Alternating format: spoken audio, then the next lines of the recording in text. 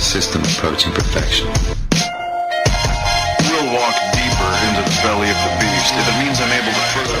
And welcome back to KFNX with the Digital Cash Evolution, and I'm still here in New Orleans, and I'm talking with Naomi Brockwell, and she's been around this Bitcoin blockchain space for a while, and they actually, you do a video called The Bitcoin Girl, and you have another one that's in Japan, so this is a global money that we're talking about, and we are in New Orleans right now at the Libertarian Convention, but this airs on Phoenix, and it'll actually be airing on the 4th of July.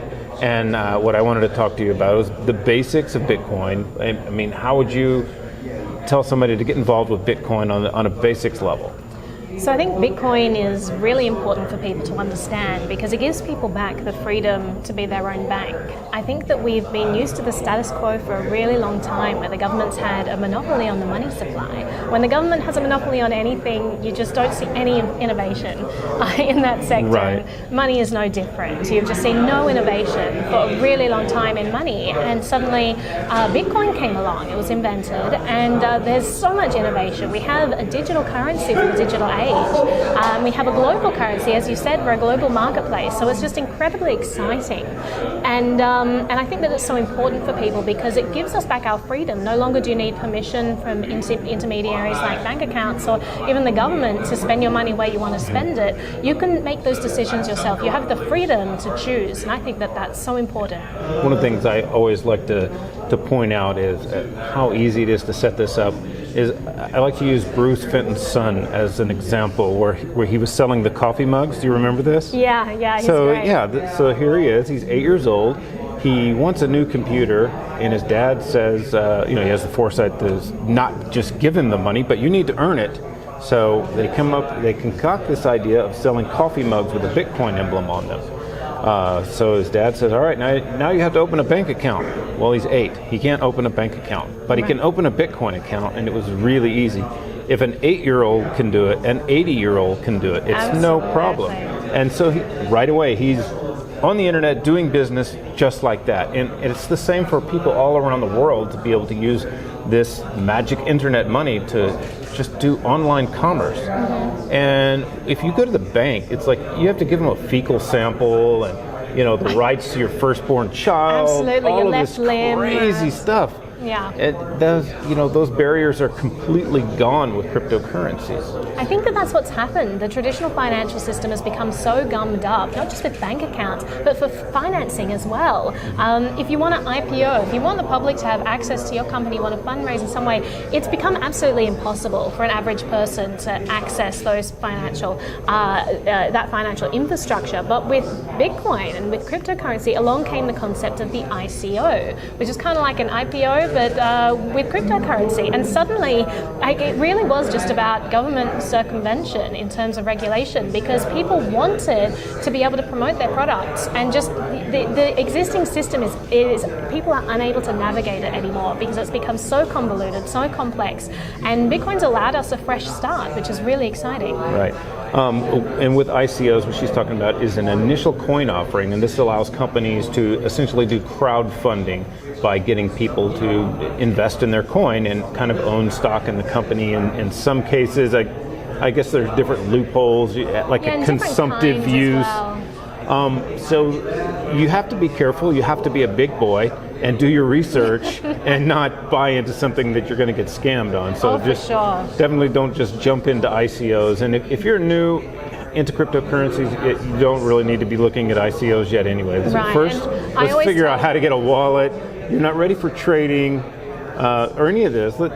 Come out to, as we always say, the Phoenix Crypto. Phoenix Crypto is the name of it. They own most of the ATMs in town, and you can find out all about cryptocurrencies from them, because every Wednesday night, come out to Classic Crust Pizza. We will set you up a wallet. We will show you how to spend the coin. In fact, you can buy beer and pizza at Classic Crust Pizza.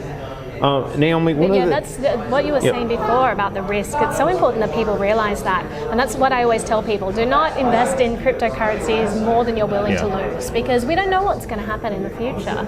And this is new territory as well. So you need to have due diligence, you need to be doing your research, make sure that you're careful, because this is something that, currently isn't supported by government. It isn't backed and insured. It's not regulated. It's not regulated. I mean, I personally don't believe that the regulations help protect us from scammers. No. Like Bernie Madoff, he was completely regulated, but Enron as well. But you do need to be careful. Yeah, I mean, like the biggest Ponzi scheme out there is the Social Security Administration. Exactly. So kind of a theme that we've had on this show, since it does air on the 4th of July, is the morality of money, the freedom of money. And like if I want to go to Walmart and I don't feel that Walmart is morally aligned with me, I don't have to go there. I can go to Target or wherever else, right? So I can't do that with the dollar. I'm restricted to only using that. But with cryptocurrencies, I can morally pick which currency I want to use by the things that they're involved in. What is your take on that? Well, I mean, it's given us back the freedom of choice. Before, as I said, the government, it's taken away our choice before. It's mandated, you can't even buy things with gold anymore. US dollar is the legal tender. You must pay your taxes in. And we've been basically strapped into this system for so long, because there was no other way. You had all these alternative currencies come up, and other digital currencies existed before Bitcoin. But the problem is that they weren't decentralized, which meant that they could be shut down. And they were. The government systematically shut down e-gold. all the alternative currencies. But suddenly there's Bitcoin, which has proven it cannot be shut down by government. And that's really exciting, because it just gives so much more power back to the people. It gives them that freedom of choice again, which is so important in a competitive marketplace. We should have competition for everything. I guess it kind of tamed the government, because now things like Ripple exist that aren't exactly decentralized. Well, it is interesting. You have a lot of centralized coins, a lot of coins that I wouldn't consider in the realm of cryptocurrencies, and that's fine. If people want to use that, then they can go ahead. But I mean, coins like Dash or Bitcoin or Zencash or Zcash or any of these alternatives that the government can't shut down. And I think that just having that choice, like you don't have to be pegged into one particular cryptocurrency. You can make a choice, and there are so many choices out there now. And I feel Bitcoin may not even be the best option out there. There are other coins that do better at privacy functions and all kinds of other things. But that's the thing about the marketplace. You get to choose, and it's so important for consumers to have that choice. My income is fully in cryptocurrency, and I use Bitcoin basically to fund my Shift card, just for certain transactions that I have to do with a credit card.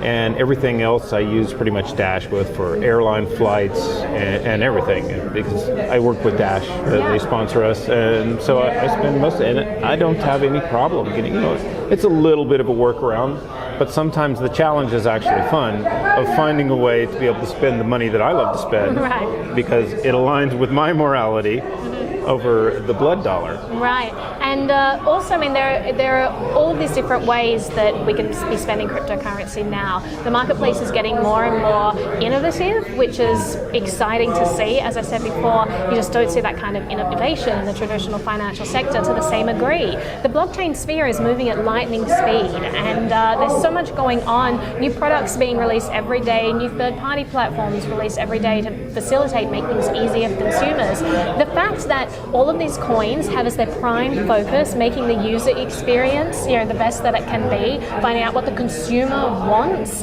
from their money.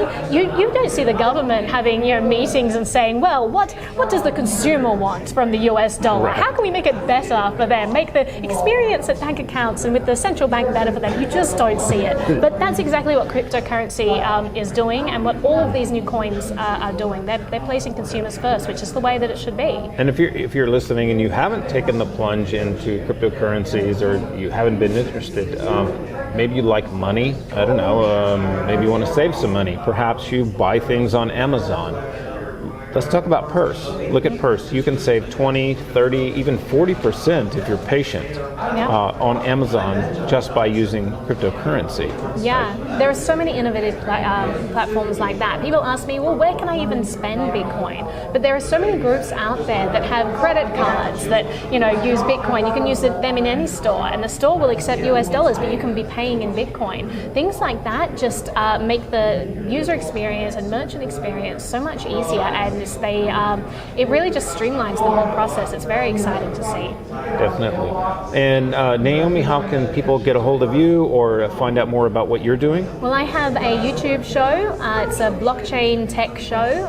So if you go to Naomi Brockwell TV, you can find that. Otherwise, on Twitter, I am at Sky Corridors, and they're probably the best ways to keep up with what I'm doing and producing some awesome films. I've got a TV series out called Hard Fork, which will be released next year. So you can check out that at hardforkentertainment.io. All right. Thank you very much, and we'll see you next time.